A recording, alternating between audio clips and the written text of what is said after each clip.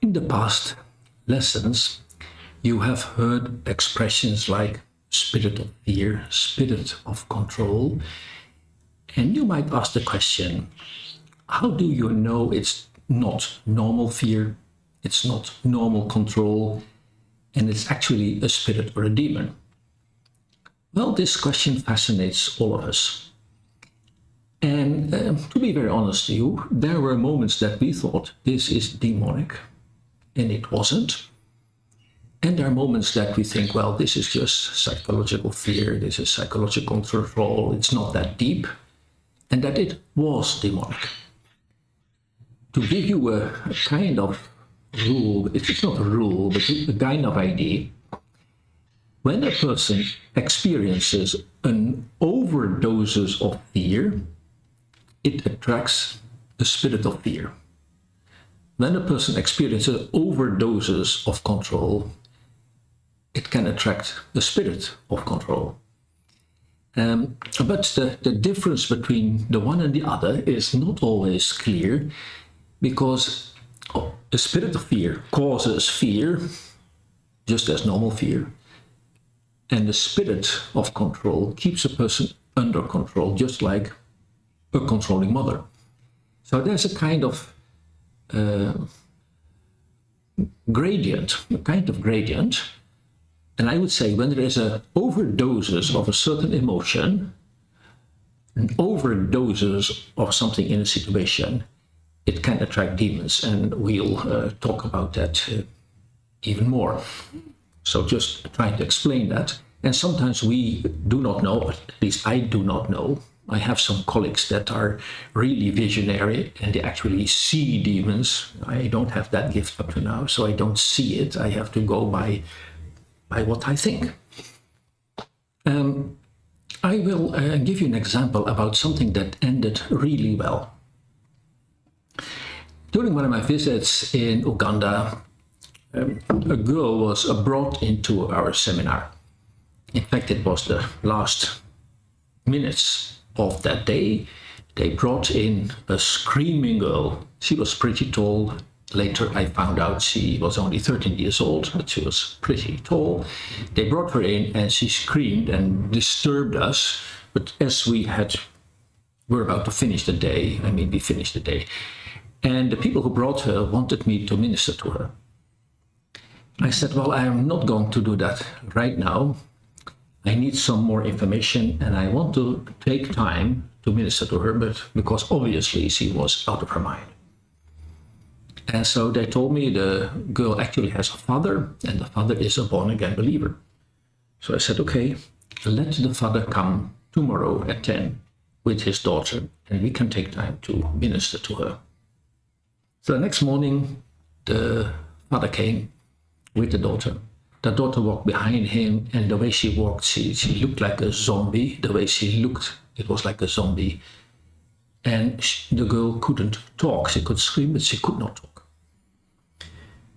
And so the father told me that he had tied up his daughter for half a year, for 6 months, with hand and feet on the iron frame of a bed, because he would ruin the whole house.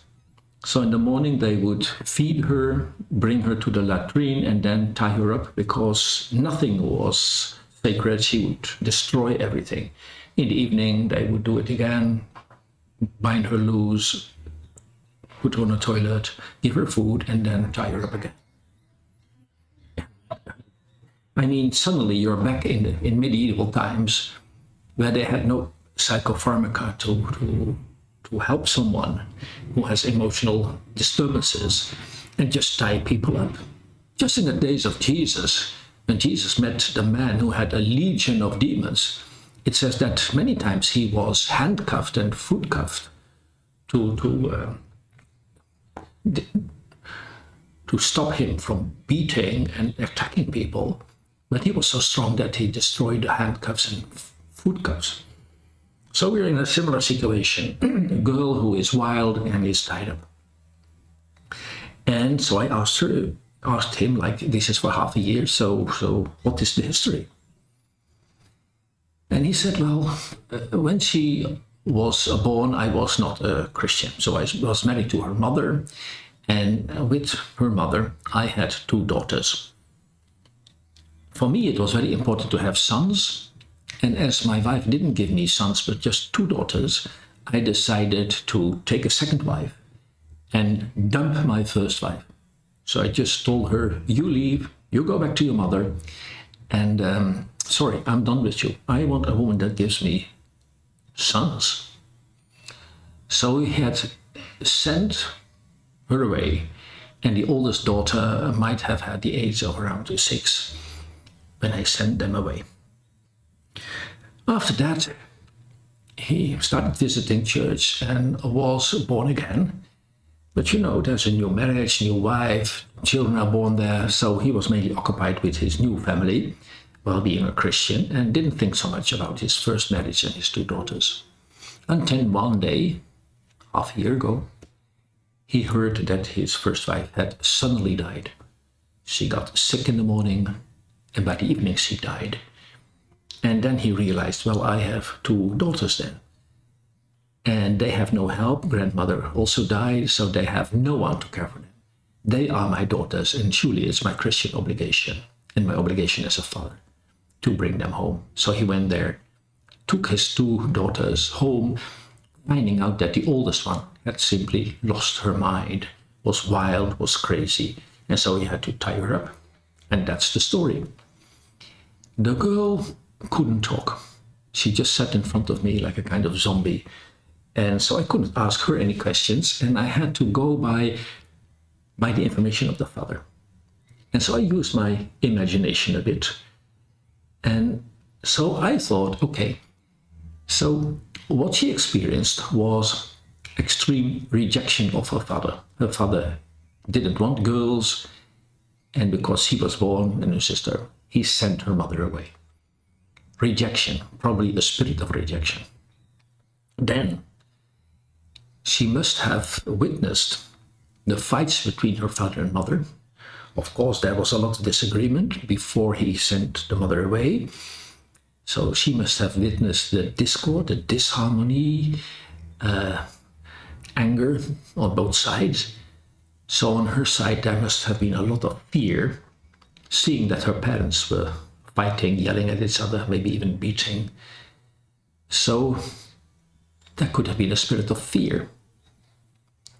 Then, of course, on her side must have been a lot of anger.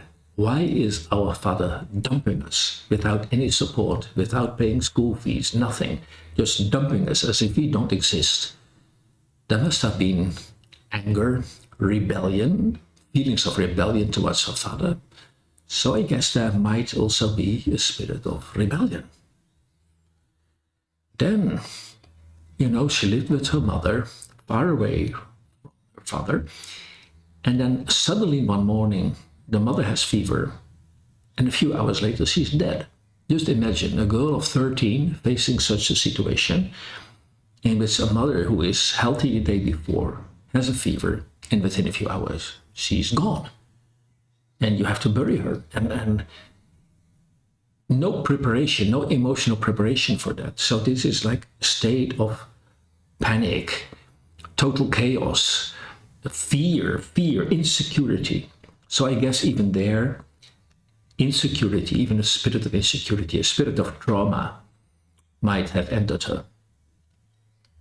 And as she couldn't speak, I just took her hand and started naming the spirits that I just mentioned: fear, rebellion, rejection, another spirit of fear and trauma. And so I cast out those spirits. I spoke, leave, in the name of Jesus, not seeing any emotion, not seeing any manifestation. So it was like, okay, probably it is this. I wanted to know if that had any effect. As she didn't give any signal, did it have any effect? So I asked her to stand up, and I pulled her face close to mine, and I started whispering in her ear in tongues, softly. Mostly when a person has demons, that person tries to escape, don't want to hear the speaking of tongues. You know, when you speak in tongues, it's the Holy Spirit in you that uses your voice to speak to the Father. Demons don't like that at all.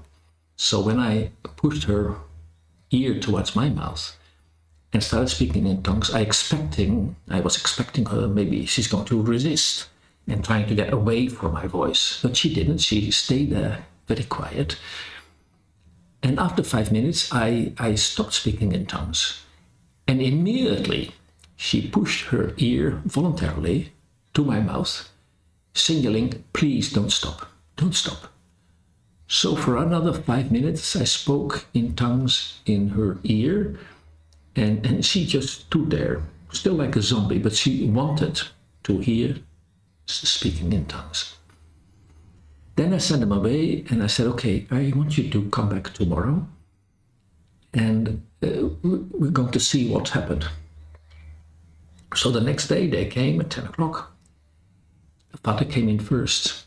The daughter was following. And so I asked the father, like, any change? And he was quite enthusiastic. He said, she started speaking and I didn't need to tie her up. See, all those wild manifestations have completely gone. And I didn't have to tie her up. She ate her own food and she started speaking. Well, that's a big improvement. So again, she sat in front of me and I asked her, what's going on in your little mind? And she said to me, I see demons and I have terrible dreams and visions. And I said, okay, what kind of dreams and visions? And she said, well, dreams that men are following me and wanting to hurt me. And so I asked her, did that really happen? And she said, yes. I said, who followed you? Who tried to grab you? And she gave me a name. And so I said to the father, you go to that guy, try to find him and warn him if he ever comes near your daughter, you're going to kill him. And you know, then God started giving some revelation. And I asked her, although she was only 13, but pretty tall, I said, did ever a man have sex with you? And she said, no. But I felt. I said, okay, let's be more precise. Ever a man had his hands under your clothes? And she said, yes. So I asked her, who was it? And she gave us a name. And I told the father, go and find that person and warn him if he ever comes close to your daughter again. And so I asked her if she was willing to forgive the person that had followed her, trying to rape her, although it was unsuccessful. If she was willing to forgive the person that touched her under the clothes, and she forgave those people. And then I cast out the 2 unclean spirits that had infected her. It's quite obvious the man that touched her under the clothes. I mean, he physically touched her. So the unclean spirits, the spirits of lust from that man, surely infected her. But in the other case, where a man pursued her and tried to follow her, tried to grab her, a lot of fear, but this man also projected his unclean spirits on her. Although he couldn't touch her, he was, acting from that spirit of lust, that spirit, unclean spirit, following her. And if he had the chance, he would have raped her. So even that spirit had affected her. So I cast out those spirits, also the spirit of fear from the man that followed her. And I let them go. The next day, the father came to thank me. His daughter went back to school and is now a worship leader in that church. She was 100% healed. I couldn't see those spirits, I just guessed. I believe they must have been there, because if you're exposed to such having emotions like being thrown out by your father, there must be a spirit of rejection. If you have those emotions of seeing your parents fight, there must be a spirit of fear. So I acted upon what I guessed, but it was right. Okay,